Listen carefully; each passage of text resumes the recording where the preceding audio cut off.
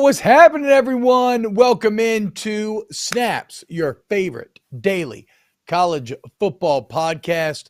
We love doing this every single day. I'm one of your hosts, T-Bob Hebert, joined by QB1, Aaron Murray. We got a lot to get to today. Exciting weekend.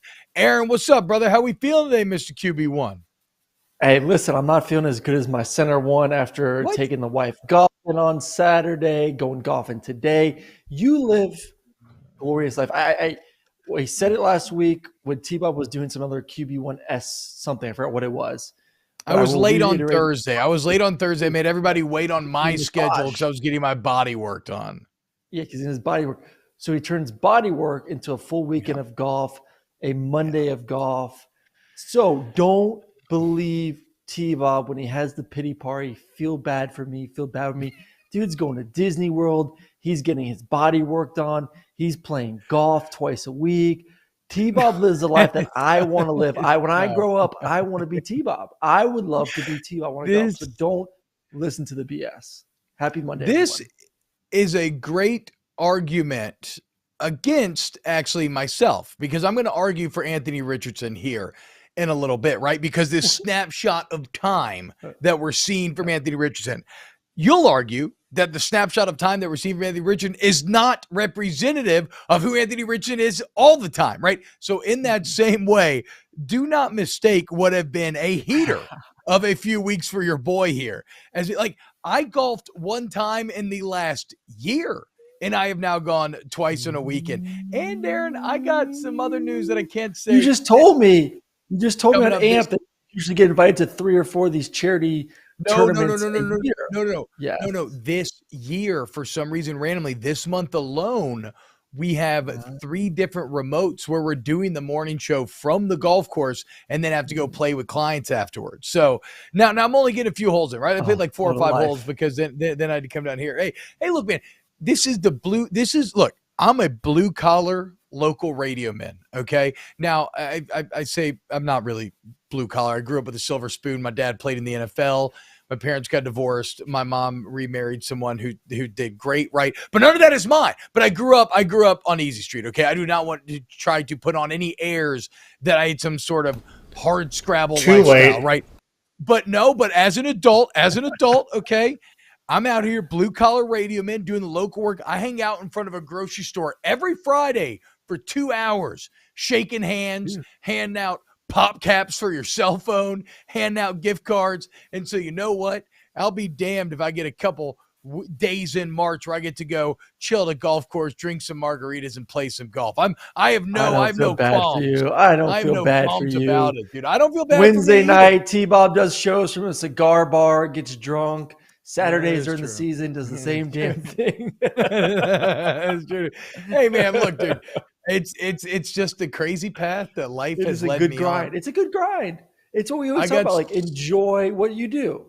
Enjoy what you do. I myself get to go to a lot of charity golf events. I already told Brum before the show. This is my conundrum. This is pretty bad. But I got invited to a charity tournament. Said yes. This is a random Monday next month. It was for Tony Barnhart's tournament, which I play in every year. An hour after Mr. Tony's SEC tournament. Is Barnhart Mr. SEC? Yeah, crazy? It's Mr. SEC. Yeah. So literally after I committed to playing in this tournament, I get a text from a tournament that I played in last year saying, hey, same tournament, East Lake, the same date as Tony's. Are you in? I'm like, I literally just committed to another tournament an hour ago. It would have been a conundrum because I love Tony. I still probably would have done Tony's, but I don't know, maybe. Chance to go play East Lake. It's hard to say no. That's that QB1 lifestyle. I've never been double booked. I've never been double booked for. I was actually triple booked. I was actually triple booked on that day because I had a third one by Lauren Smith to play at Athens Country Club on the same day. I'm like, can y'all just mix it up a little bit? There's 4 Mondays in April. Why is everyone playing on one Monday for their charity tournament? Let's communicate this to the state of Georgia a little bit. I will say this. As you get older, you recognize that charity is a great excuse to throw a massive party, right? Like, let's say you want to skip work on a Monday, you want to go get drunk on a Monday during the day, you want to play golf with the boys or the girls on a Monday. What do? You do it for the kids, okay? Because that's why we're all out here. Yeah, we may be having fun, we may be hanging out, skipping work, but we're doing it for the kids. That's like here locally, we have this thing called Hawks for the Cause, and it's a giant music festival. And it's some of the hardest that I ever party in my entire life every single year. But at the end of the day, I'm doing it for kids who have been dealt horrible hands by lives, that when they're dealing, fighting cancer and other issues, they get these beautiful houses for them and their family to stay in. So we're doing it for the kids. So guys, as you become an adult, if you're somebody out there listening and you're not already, maybe you're a little younger than us, just know as you get older and older, charity is your best path to partying like a complete madman. And it's great. And everybody wins. Yeah, everyone wins. I get to go play golf. Goes to the kids in Honduras. I put a charity golf tournament for ESP, Extra Special People. We raised $150,000 for those kids last year. What? Golf too. Yeah. We throw Hell massive, yeah. Congrats, Aaron. That's awesome, man. Hell yeah. Appreciate that. All right. T-Pat says, Anthony Richardson is a bust. He gives me serious Jamarcus Russell vibes. I want to start here. First off, the Jamarcus Russell, Anthony Richardson comp has to stop. Okay. If the Cam Newton, Anthony Richardson comp has to stop, so does why are you giving me that look? Jamarcus Russell was awesome in college. Jamarcus Russell does not fit into the same box that you put Anthony Richardson in. Like, Jamarcus Russell would have been more like, oh, he's like Cam Newton, but he ended up being bad, right? Like, or Cam Newton was like Jamarcus Russell, but he ended up being good. Like Anthony Richardson it's just not a good comp. It's a comp in the same way that Cam Newton is, and that they're all massive, right? Like Josh Allen, we got to throw Josh Allen in there, so we're not guilty of just being like, oh, he's a giant black quarterback. They're all no. So they're the physical similarities are all that's there, right? Yep. Anthony Richardson is more of the Josh Allen mold because he didn't have the statistical college success. All he has are the physical skills, and you're trying to bet that he will be able, that you can mold and shape and create that on-field success that isn't there yet. Jamarcus Russell won either the Manning or the Maxwell when he was in college. Yeah. Like he went I think 30-6 as a starter. Yes, that's a great point, bro. Won a ton of games as well, right? And so it just, and you may be saying, well, T-Bob, aren't you working against your own argument then? If you're saying that somebody that was that good sucked, and how's Anthony Richardson going to be doing? But that's the great part about subscribing to drafting nihilism. If nobody knows anything, then you can't ever be wrong. And you can always just convince yourself that you can make the most athletic guy good. And what I just witnessed this week in Aaron Murray, shout out Anthony Richardson, should be the number one pick overall, was a guy who is 6'4", 244, that just ran a 4.4, 4.40 faster than CeeDee Lamb and set a combine record with a 40.5-inch vertical, and had the highest ever relative athletic score in combine history amongst quarterbacks, beating out Cam Newton, Dante Culpepper, Marcus Mariota, and shockingly, Josh McCown. Woo! How about that, dude? Josh McCown, if only football games were played at Indianapolis without shoulder pads and you just get the jump and run and all that. He doesn't produce. And I agree with you. Did say something that is correct. The only comp that you can compare him to is Josh Allen, because the physical tools are there. He's more athletic than Josh, and Josh is a hell of an athlete. But I think they're cut from the same cloth. Very physically gifted, can throw the ball a mile, physical runners.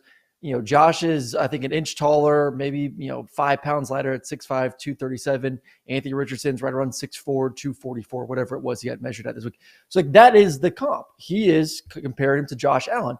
You just hope now that Josh Allen isn't a 1 in a million quarterback who's a 56% completion guy in college. Then all of a sudden, in 3 years, turn into one of the best quarterbacks in the NFL. You hope that is Anthony Richardson's story.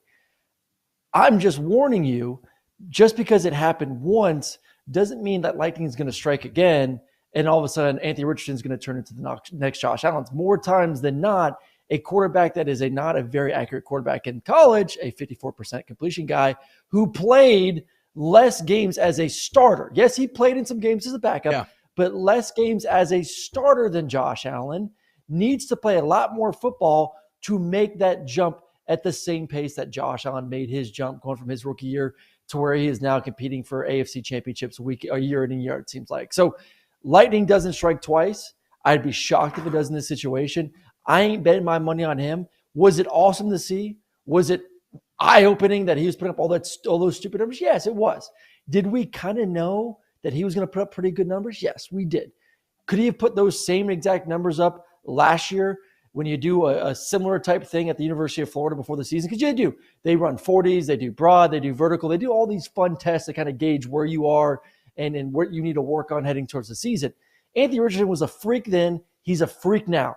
It did not translate to consistent football week in and week out at the college level. And if he can't do it at the college right now, does not give me confidence that he's going to do in the next few years in the NFL. And if you're a top pick in the NFL draft, you are not going to get 3 years to figure it out.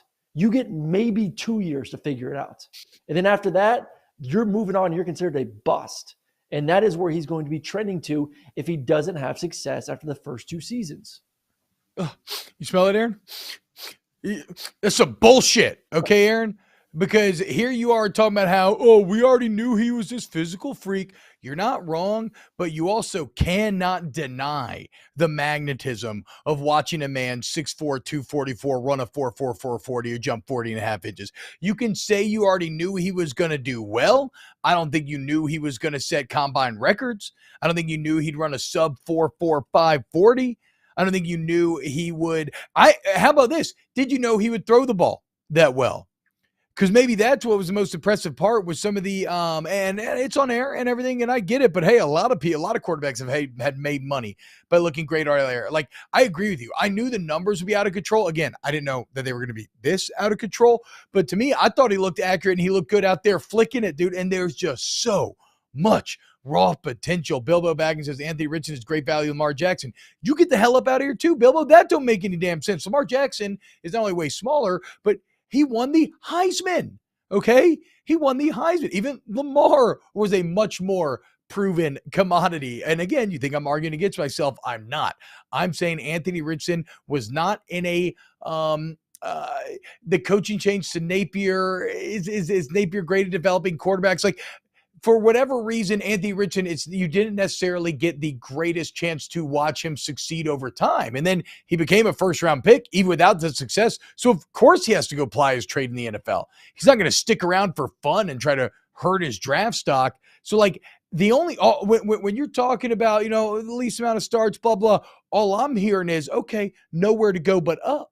We're here at the beginning of this journey. Bryce Young may be reaching the apex, right? CJ Stroud, if he's like other Ohio State quarterbacks, has reached the apex, okay? Anthony Richardson is here at the beginning of his journey, the beginning of the climb back to the top.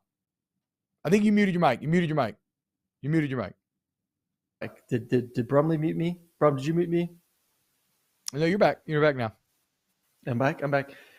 I might have muted you. He is at the beginning. Oh, damn.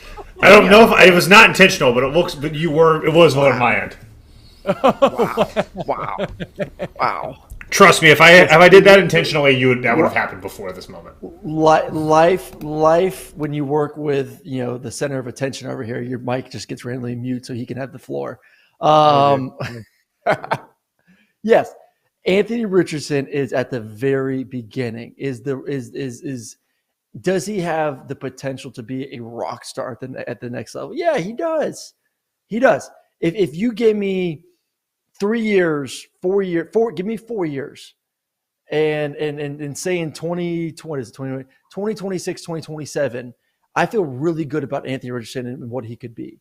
Give me 4 years of just slowly bringing him in, getting him working preseason, letting him play, just let him play and just say whatever. This may be an ugly 3 years, and we may be, at the end of 3 years, say an 8-9 team, because I think there's one more game now, right? 17. We're an 8-9 team. Then in year 4, all of a sudden he explodes into the scene. Like, I'm all for it. If you give me that, if I know right now that if you're comfortable as a franchise in 3 years from now being a 500 football team, and Anthony Richardson putting up average to below average stats, then draft him. But you and I know that no fan base after 3 years is going to sit back and say, we're still waiting for this kid to develop. We're still waiting for this kid to take that next step. We're still going to give him more and more games to develop and get ready and see that potential that we saw at the combine. No, they're going to want to see it after year 2. Shoot, they're going to want to see it after year 1 because Bryce is going to start. CJ is going to start. Will Levis is going to start. Those guys are going to win football games. One of them is going to be rookie of the year. And your first pick in the draft is going to be sitting on the bench, or he's going to be completing 54% of his passes. And the fans are going to get restless. Look, and in year 2, they're going to get restless. Year 3, they're going to get restless. If you gave me the perfect scenario, he would be a stud. That is not what this world is made of. This world is instant gratification, and we're just not going to set him up for success, plain and simple. Okay, I get it what you're barking at right here, but the problem is you are presenting a hypothetical as if it is pure fact. There's nothing that says that he has to sit for 3 years. Like there's really nothing that says, and you could tell me, but you could tell me that he's not ready, but we don't really know, right? I mean, I feel you. It is every risk is risky, as we've established on snaps, but some risks are riskier than others, right? And this would be higher on the risky scale. Yes, but what comes with great risk, Aaron? Great reward, okay? Or potential people getting reward. Fired. That's what comes. People getting fired. That's what happens. Hey, drop your nuts, okay? Do you want to draft Hercules or Zeus? Is Zeus going to run around and impregnate entirely too many women and create a bunch of problems that are going to come back to haunt you? Probably, but he's going to be really powerful for you here in the short term. I'm just saying, man, look, these are the games you play when trying to find the guy who's going to be your great for so long. And when you're picking at the top of the draft specifically, I can understand the attraction of drafting a physical freak, the outlier, right? Okay, but let's be clear about that. I want to be painfully clear about this. We are splitting hairs, okay? All of these quarterbacks, there's downsides to all of them. In a lot of ways, it's a fascinating test of football theory where they almost work on an inverse scale, okay? Bryce Young, best film, least physically impressive. CJ Stroud, second best film, third most physically impressive. Will Levis, he's kind of splitting the difference. Right? The third worst film, well, I guess him and CJ Stroud, but third worst film, but right behind Anthony Richardson in terms of size and everything else you're looking for. And then Anthony Richardson, worst film, most impressive. So like who emerges and does well out of this group, I'm going to find to be very fascinating. I still think CJ's the perfect mixture of both though, because CJ has the film. I go with that. Especially when you see all what he did versus Georgia, where he dropped his nuts and decided to start running the football, has the film and the measurables. Like there to me, there's no risk in it. He can throw the ball with the best of them. Great arm talent.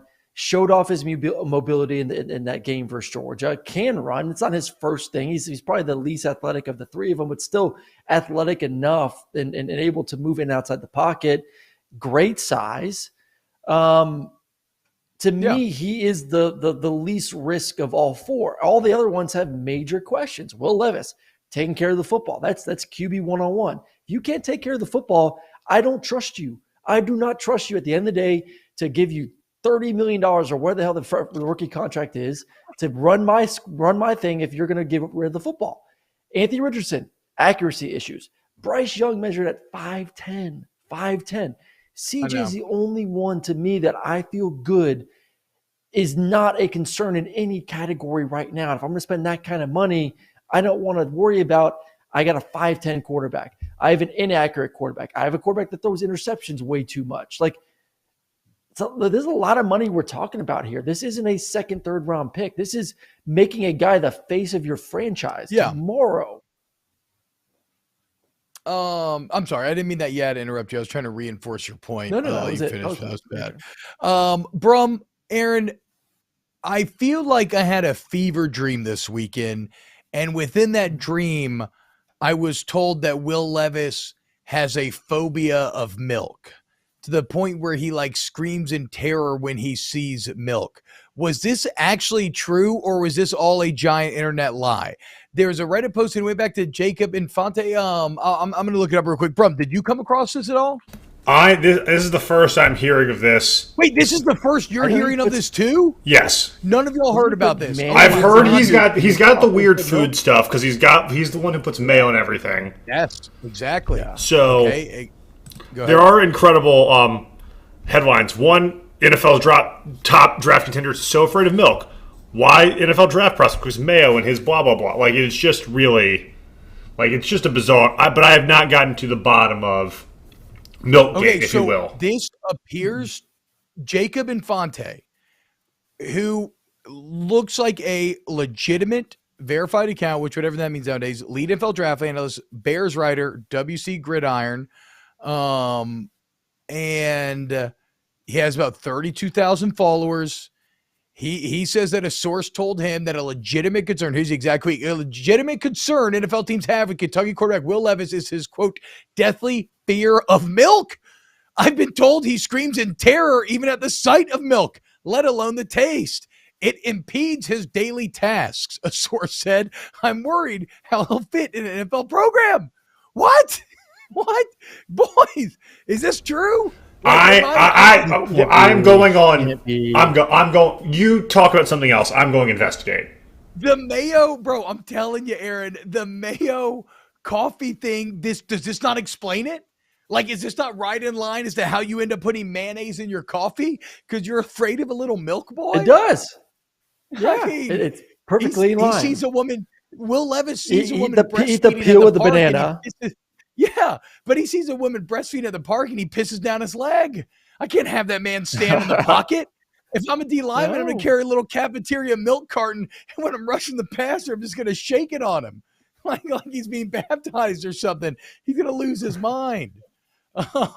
Thomas Derrick said, that's wild. He can't be drafted. I agree, dude. Are you concerned? I mean, the best photo of the weekend still was Bryce was at the podium and in wearing what looked like, so No Bull's the new, I guess there's their first year. No Bull's like a workout company, sponsoring the combine. So it looked like he was wearing essentially platform shoes, like something my wife would wear with a sundress on a beautiful Saturday here in Georgia. Like literally, probably 3 inches, 4 inches platform shoes, walking around. Like he had the worst photos of the weekend between, being next to 6'5" guys, getting photos, wearing platform shoes, and then at the end of the day, measuring at 5'10". You're an offensive lineman, you're 6'4", you're a massive human being. So what are your thoughts when a 5'10" quarterback walks into the huddle compared to like a 6'3", 6'4" quarterback? I don't give a shit about the height. I know it makes it way harder on them. Way harder on the average 5'10" person to play that position, but I've seen successful 5'10", 6 foot quarterback play. So have you seen, when's the last time you saw a successful 5'10" quarterback? When's the last time? I mean, look, I will argue that Baker was really good until he tried to play hurt 2 years ago, and then the wheels fell off, and they fell off fast. Because he set the NFL record for rookie touchdown quarterbacks. Izzy Baker feels 5'10" to me. Kyler Murray's 5'10". He was quarterback was there. Doug Flutie. Okay, I get. Look, my point is those guys, but even like 6 foot, like 5'10", is that a massive difference? Like, is Drew Brees 6 feet tall? Maybe we go to Drew Brees combine measurements. He feels like a 5'11". Okay, he's a 6 foot boy. I don't know. I just feel like those guys. I mean, Bryce Young said it. Now, again, very funny quote. How he said it. He said, "I've been this size my whole life," which I don't think Bryce Young came out of the womb at 5'10". But I get what he's saying, right? He's learned to play football at that height. I trust Bryce Young to play football. I'm just worried about the getting hit part, right? Like, I'm not worried about him seeing over the line. I'm not worried about him being able to find receivers. I am worried about at 5'10", 190, because like you said, Aaron, you pointed this out. It's a great point. He gains weight for this event, but doesn't do anything physical because he's heavy. And then he's going to take it off to get to his good playing weight. I am worried about. I'm more worried about that. This is how dumb my brain is. I'm more worried about that than I ever was during the year. And it's just because I saw him walk into the combine with a 6'5" tight end. I saw him stand next to Mina Kimes, who she said had 4-inch heels on. And then I saw the platform shoes. So I just saw these visuals this weekend that really reinforce what a tiny man he is. And then you see someone like Darnell Washington. who's standing at the podium and he looks like he literally stepped out of a fantasy story, and he's like Hagrid's half giant cousin, and he's like leaned over like this to try to talk. They have the mic all the way up, and he's still like hunched over all the way down here to be able to put his mouth by it. It's a big man's league, dude. It's a big man's league, and it just rough visuals for Bryce. Big man's league. But look, he never got hurt in college, so maybe I'm being He did get hurt last year. He did get hurt last year. He hurt his shoulder last year. One game, right? I'm just saying, maybe he did two. get hurt. You can't say he wasn't hurt. He was hurt. Yeah, that's true. That's true. This is the interesting question because you have two ends of the spectrum of this situation. You have the proven commodity that is significantly undersized, 5'10". Like T-Bob said, I said last week, we knew he was going to weigh heavy because he announced that he wasn't going to do any events. Bryce Young's real playing weight is probably somewhere between 190 to 195 on a good day. But 190, if he wants to be the Bryce Young that we're used to seeing, moving in outside the pocket, being that elusive, making defenders miss, he's going to be more that 185 to 190 range. So you got a 5'10", 185 quarterback playing in the big boy league, where everyone is, looks like Darnell Washington and Aaron Donald with, 300 pounds with six packs. Then you have the Anthony Richardson of the world, who's an unproven commodity, who is 6'4", 244. Yes. The more we talk about it, the more I'm like, what is the least risky situation here? The quarterback that is completely undersized, or the raw project that is unproven. Exactly. Because you can't teach, Aaron. You can't teach size. You can't teach size. It's a classic football cliche. Search your feelings. You know it to be true. Not the year to be drafting a quarterback. 100%. Not the year to go. Not when you got Drake May, Caleb Williams, and Michael Penix coming up next year, who are all giant and can throw it a mile. And Bo. Well, yeah, maybe a little bit of stolen valor there for Bo Nix getting in that top three, dude. What about boy Stetson though? How about Stetson had a hell of a combine? Stetson looked really good. Stetson made it. I thought we were doing Stetson. I thought finally you had let go. He said the right things. Okay. What do you say about getting arrested? He said the right things. Fucked up. He called himself. He said stupid. Should have done it. There's no way to get around it. Like, he got arrested. That's like when a player throws a horrible pick or like has a bad fumble and he walks up. He's like, "That's on me, coach." It's like, well, no shit. Yeah. I mean, I know it's on you. I'm glad you're on up to it. But like, I know it's on you. It wasn't on me. I didn't fumble. My mom. It's funny. There was a game. I think it was when I was in the XFL. I threw a couple interceptions, but it felt really good though. Like the throws, the body just felt like in sync. The ball was spinning. It was a thing of beauty. So after the game, I was like, what happened? I was like, I don't know, but it felt really good. I was like, well, it doesn't really matter how good it felt. It still was an interception. I'm like, I know, but I'm trying to look at the silver lining. And he's like, it felt like my body was like the best it has felt throwing a football in a long time. So like, I'll take that as kind of like now I just got to work on throwing to my guys and not the other team. Oh my God. It felt, hey coach, look. But no, he looked good. Great leaving the hand, dude. He ran fast. It felt great leaving the hand. It felt good. Coach, I don't know, but damn, it felt good. It's kind of like my golf swing when I just hit it far left. I was like, damn, it felt good coming off the club head. It just left. It went over left center field over the damn trees. But yes, Stetson had a good day. 3 or 4 rounds. Stetson had a very good day. Stetson had a very, very good day.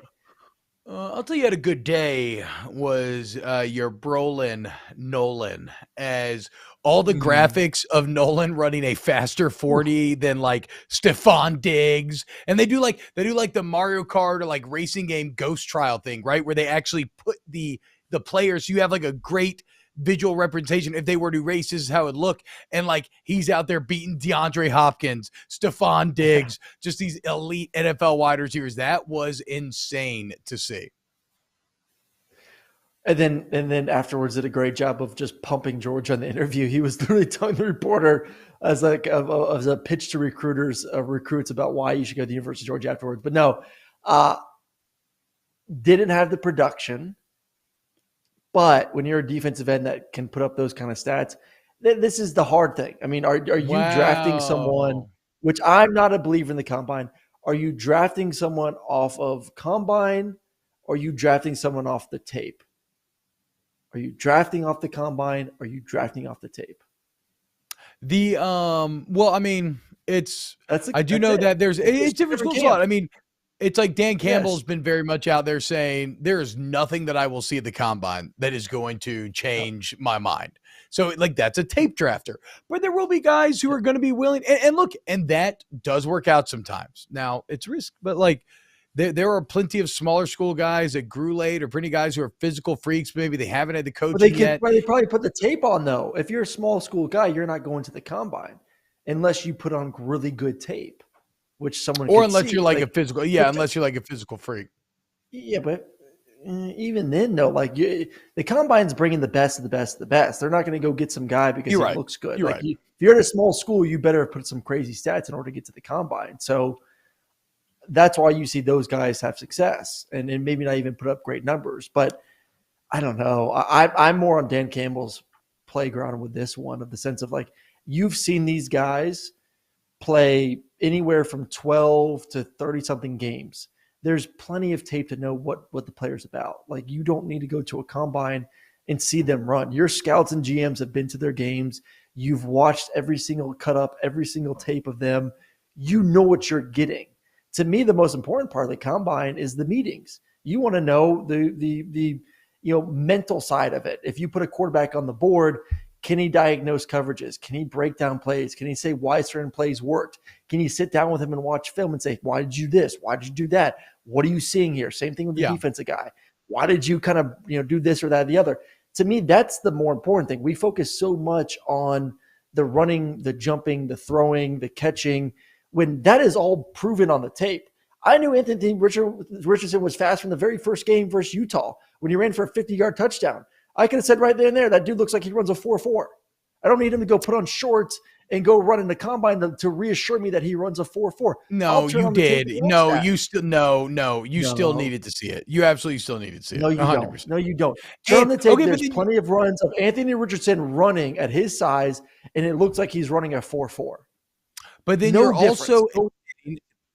also admitting then that if he is in those whiteboard meetings and he's doing well, then that they are all privy to information that we are not privy to. Like if he is in those meetings and he's like, because T-Pat said Anthony Richardson's athletic freak, but what's the deal with not being able to handle the playbook? I'm guessing I missed some stories intimating that Anthony Richardson couldn't handle the playbook at Florida. I haven't heard that. I haven't either, but this idea of I understand doubting, can he handle it in the NFL level, given his low completion percentage and everything else that he had in college, but being able to handle on the NFL level mentally is a huge test for anyone, right? Like there are plenty like that's kind of that's really in a lot of ways the main deciding factor between who makes it in that league and who doesn't. Because at this point, everybody's a physical dog who can be relied upon not to have MAs, missed assignments, right? Those are the guys that end up making it. So if you're concerned about AR in that regard, you're concerned about everybody in that regard. And that's where, to Aaron's point, you got to start to trust those meeting evaluations that you're doing. You have to trust meetings.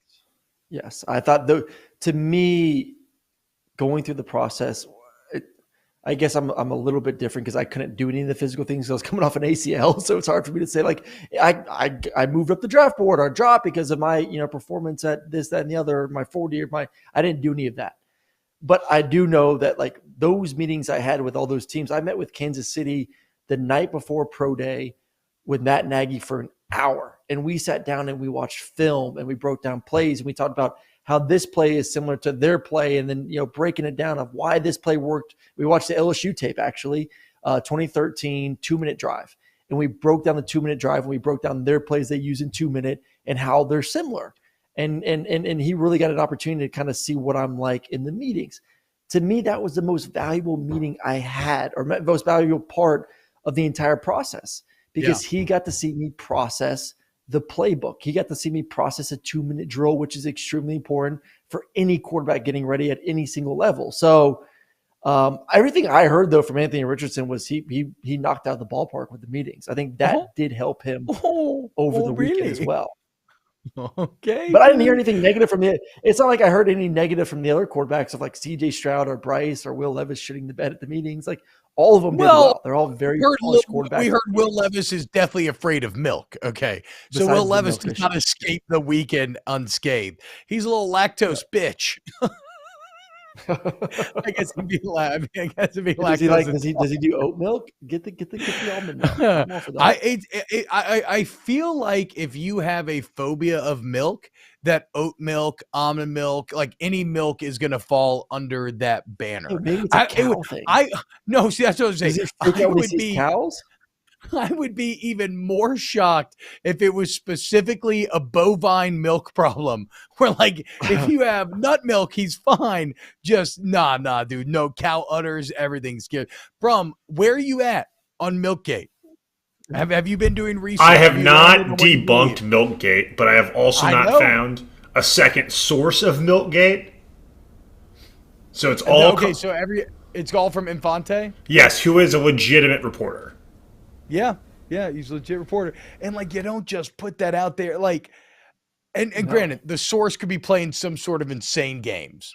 I don't know why he would. Yeah. Potentially the source is playing insane games, but somebody told Infante that. Somebody that he believes knows what he's talking about. Alvo's right. You definitely you know his first meeting, some asshole offensive lineman is gonna just have a carton of milk in front of his seat in the team meeting. You know that's going to happen. And he's not going to be able to move it. They will say, don't you touch it. That's actually so mean if he has a real phobia and he's just going to be like having an anxiety attack, like pissing himself the entire time. Oh, they're going to break it. They're going to break him. He needs to be broken. Yeah, it's called immersion therapy, okay? If you're scared, if you have like a irrational phobia, one form of therapy, right, I'm pretty sure is to immerse yourself in it, like to confront all that shit head on with people who can kind of be there and help guide you through. Isn't this the whole plot of Batman Begins? In what way? And that he has to like go among the bats to become the bats to embrace his fear. Is that like the whole thing? Yes. Okay, I see your angle now. Yes, like he gets scared of bats because he falls into the hole that one time, and then he immerses himself in bat culture so far as to becoming the Batman to prove he is no longer afraid, and also to hopefully instill the same fear that he once had in the criminal underworld. So we just need Will Levis to become the Milkman. Obviously. Yeah, the milkman. He starts going to the game as a form of immersion therapy in a full milkman outfit with like, the old 6-pack of glass milk bottles. The endorsement he would get from some milk company if he did overcome his fears and they were the ones to help him overcome it would be a lot of money, would be epic. So there's money on the table here, Will. Overcome your fear. He's like, got milk? I didn't. In fact, I used to be terrified, but that was before I tried the delicious bovine. There you go. Easy money. Writes itself. We didn't even talk about the guy who had the best combine of the day. Blake Freeland, offensive lineman from BYU, 6'8", 308, 37-inch vertical. I apologize. On AMP, I said 40. 37-inch vertical, highest ever by an lineman. He had a broad jump of 10 feet, first in the group. He had a 40-yard dash of 4.98, second to, I think, your boy from Georgia. And then he had a 10-yard split of 1.68, which was actually first in the whole combine. And he was a third-team All-American this year, so he can actually play football as well. Shout out Blake Freeland. Can you imagine a 6'8", 300-pound man jumping 37 inches? That kind of boggles comprehension. Like that defies comprehension. I still think Darnell had the better combine. Seeing that guy run at tight end, because like I get the whole offensive lineman running, but like at what point are you going to see an offensive lineman running in the open space like that? Whoa! Like 1.68 split. I didn't say run. I talked about the vert and the 10-yard split as being the best parts. When's offensive lineman? I guess it shows power, and you have to get in those legs, get up through there. Yeah, they're all. But Darnell, a lot of the things that he got measured in, he's going to have to actually show. Like he's going to have to jump. He's going to have to run straight ahead. He's going to have to move and adjust his body in different ways. I just think the combine, why it's really sexy for an offensive lineman to put up those kind of stats, those measurables are more geared towards skill guys because they're actually going to perform most of their things in a day-to-day. Like Darnell's, like I said, going to have to run and jump and do all those things. I thought he had a hell of a combine. Like his one-handed catch on the sideline at 6'7" and grabbing it like a loaf of bread, I was like, well, I mean, it looks like a loaf of bread. It looks like a tiny little Nerf ball in his hand. Trey Palmer. Yes, 11-inch hands. Trey Palmer ran a 4.33 40 for the wide receiver group. If you're an LSU fan, one of the great ironies is that Trey Palmer ended up being a better wide receiver prospect than did Kayshon Boutte. And honestly, Kayshon Boutte's probably one of the big stories here as fill time for a second, Aaron. Well, I thought I had Boutte's stats in my notes from the show this morning. Kayshon crapped the bed. Just that's all you need to know. Kayshon had a terrible one. I think he had bottom, if not worse, receiver stats on the 40. Okay, I got it. My bad. I got it. Here we go. I got his numbers. There you go. So Kayshon Boutte, who said before that he thought he was going to run a 4.3, which immediate red flag. Who are you training with that is giving you permission to say publicly you're going to run a 4.3 to then turn in a 4.5 and a 4.67? But then the worst part, 29-inch vertical. 29, bro. 29. That is the lowest of the entire wide receiver group. The 9'10 broad is second lowest, bro. I jumped 30 back in the day. 29, that is stone-footed. So it's wild to me that Trey Palmer, a former LSU wide receiver, leaves to go to Nebraska, catches for 1,100 yards this last year, and then just puts up a 4.33 40 while Kayshon is just left in the dust. I mean, I don't know when he gets drafted now. All right, we need to talk pods here in a second, but I got one more part on Will Levis. So Thomas Dare is asking a great question. What happens when he gets a woman pregnant? I think if I was his therapist as a form of immersion therapy, I would make Will Levis breastfeed, okay, right alongside his baby. So you got a little baby, baby's on one boob, Will Levis is on the other boob. Because, dude, if a fucking baby can do it, you can do it, okay? Like, you can't be terrified of milk if your own 2-week-old child is suckling from a teat.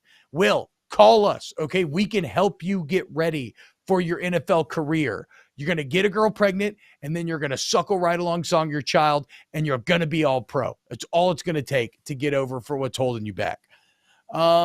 Kimberly Hicks says either Anthony Richardson or CJ Stroud will be the first QB drafted. Kimberly, we're actually kind of in agreement there. I've twisted my brain up so much that today when you ask me, that's where I land. Is I think those are probably my top two guys.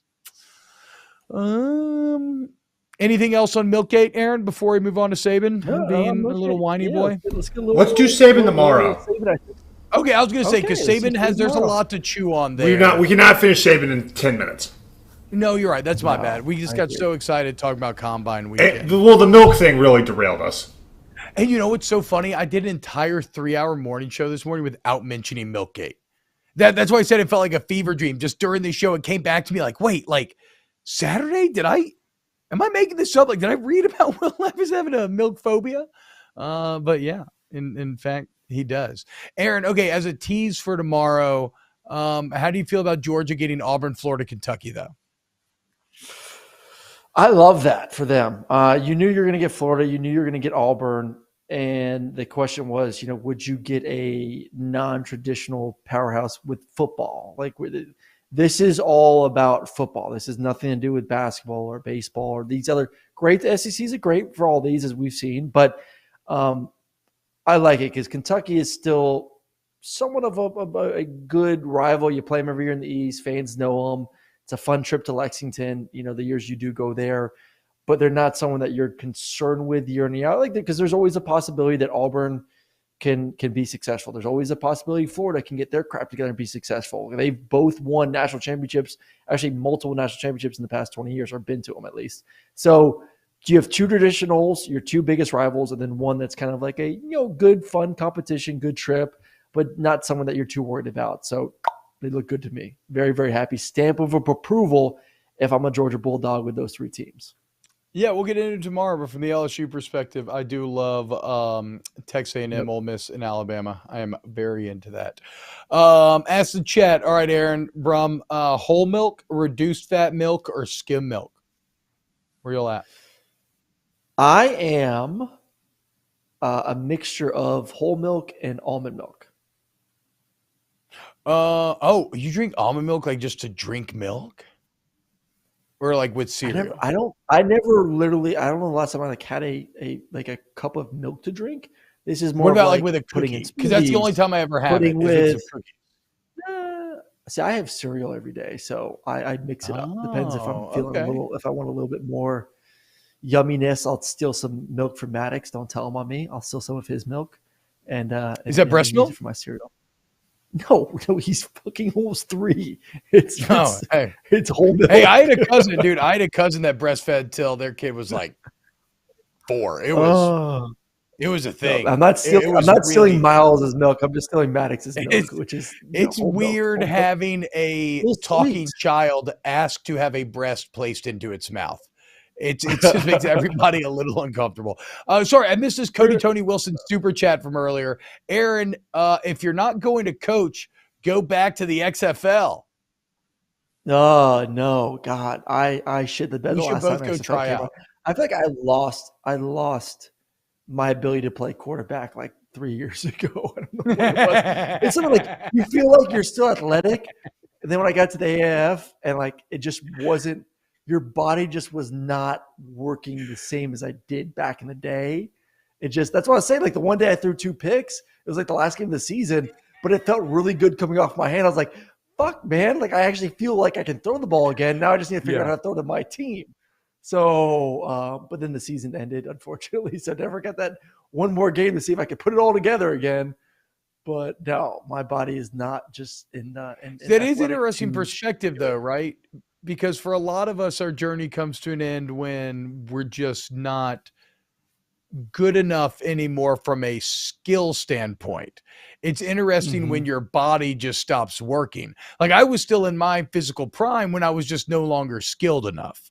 It was my own kind of physical ceiling, but to just suddenly have like, oh yeah, I fucking nailed that.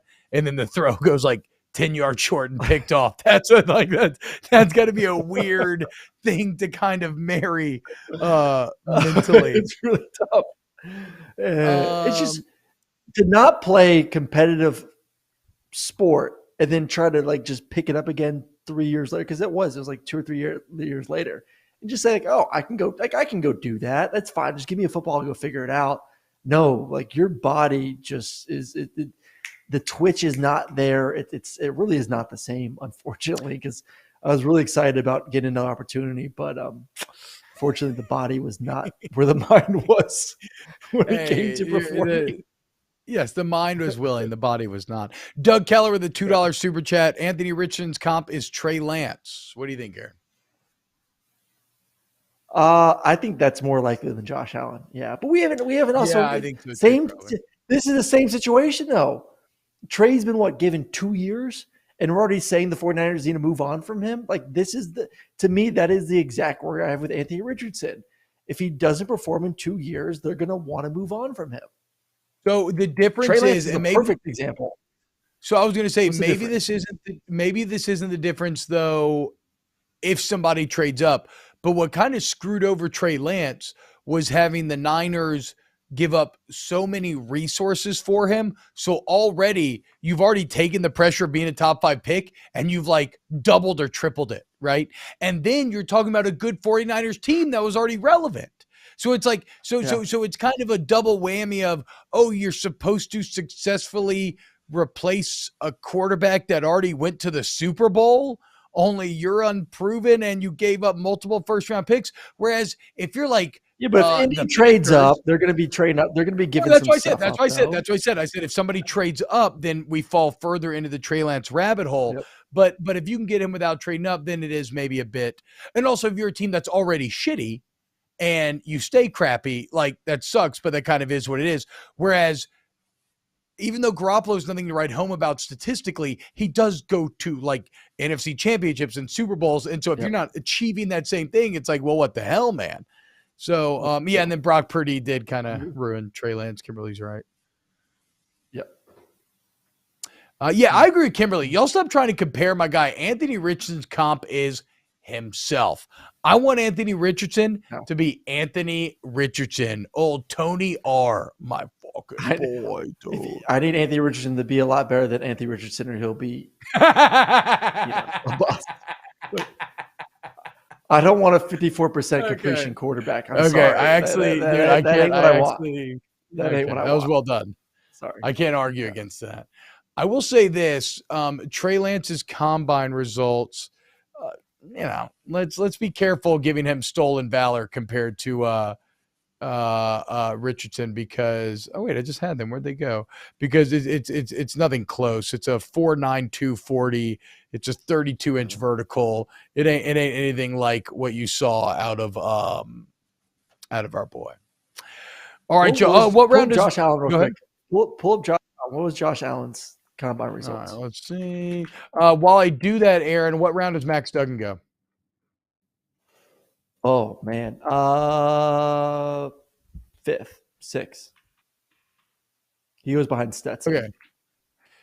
Okay. Just expound a little bit. Let me go further. I thought you had it ready. No, it went to Josh Allen, Kentucky pass rusher. Oh yeah, that's not what we want. Max Duggan. Don't believe him as a passer. A great athlete, but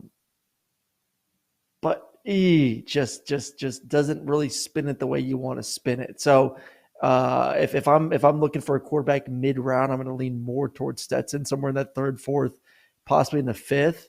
But it is a quarterback needy league, and he is athletic, and it depends on what your offensive system is. If your offensive system is, an offense that wants to maybe involve the quarterback run a little bit, then yeah, maybe you draft him somewhere in the 4th. But I just think that there's such a drop off of throwing the football, and if you cannot throw the football in the NFL, they're going to pay you millions of dollars. You're going to be in trouble there. So I could see him dropping a little bit. Josh Allen ran a 4.75. He jumped 33.5 inches. He weighed in at 237, height of almost 6'5", right on the edge of 6'5", 10-inch hands. So Anthony Richardson's like a better Josh Allen from a physical perspective. And everybody asking in the chat, I loved season 3 premiere of Mando. It's just so much fun. It reset the table. I would really recommend watching the Boba Fett episodes before you dive into season 3 if the last thing you saw is the end of season 2.